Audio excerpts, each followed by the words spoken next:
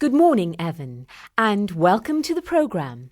Now, I'm sure everyone listening today envies the kind of lifestyle you have, but they probably feel that it's just too much of a risk. Tell us what made you opt for it and what advice you would give to those who may be contemplating it. Well, in 1998, I found myself facing mounting job insecurity and decided to take voluntary redundancy before I was pushed, you might say. I was a further education ecology lecturer and my wife Nina an office manager living in suburban Guildford when we decided to move to the country.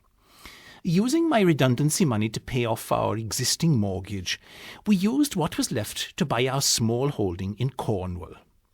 It's a moderate-sized bungalow on a considerably larger piece of land, tucked into a shallow depression in the hillside, overlooking a spectacular sweep of valley. If it's a clear day, you can see 24 kilometres to St. Austell from the lounge window.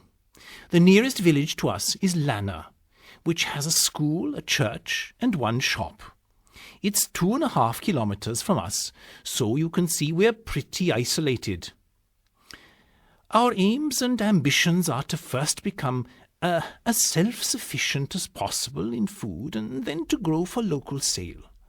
I realise both of these things take time, and because our joint annual income has plummeted from £10,000, we are both seeking part-time employment until our small holding begins to pay its way, which actually could take several years.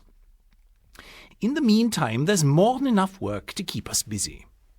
At the moment, I'm building fences to stop our experimental herd of 6 sheep getting into the neighbours' fields and building irrigation channels for the orchard we hope to plant. Nina is using knowledge she gained from a crash course in market gardening and protected cropping techniques to prepare the ground for an extensive garden. All back-breaking stuff, you see. Although we want to end up as independent as possible, we don't want to be like some people who try to live outside society. We want to contribute. It's just that we've moved away from the traditional career ladder towards seeing what kind of simpler, greener life we can achieve in a rural community. We are not the only people who have opted for this way of life. We've simply joined the band of disillusioned professionals who have left the insecurity of work to downshift. We do feel that we are better prepared than most for life in the slow lane because we've always shared a strong streak of independence by shunning cars and only buying a TV set for Catriona, our daughter's sake. In Guildford, we also grew our own vegetables. I suppose it's been the biggest gamble of our lives. But it doesn't feel like that, although there are compromises.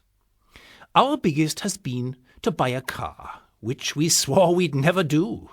But it's just too dangerous for our daughter to cycle to school down narrow country lanes, especially in winter. I try to combine the school run with other chores, and we make our own entertainment and spend little. Although we don't grow much food yet, we already lead a more sustainable lifestyle and leave less of a mark on the planet, which is hugely satisfying. My advice to other would-be downshifters would be not to expect miracles overnight. It can be quite isolating, so you have to be very resilient. You may miss the theatre, the cinema, and even the buzz of city life, but the rewards are enormous. This way of life is a valuable contribution towards a more equitable, balanced society.